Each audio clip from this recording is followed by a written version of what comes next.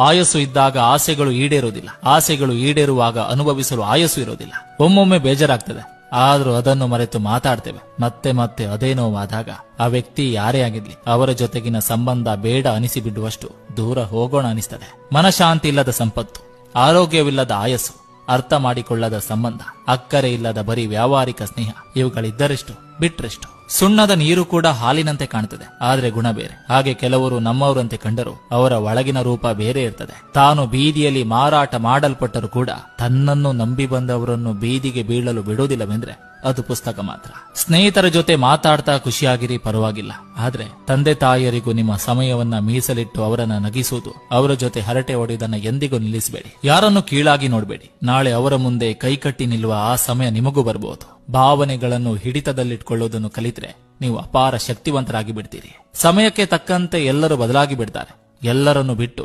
ಬದುಕುವುದನ್ನು ಕಲಿ.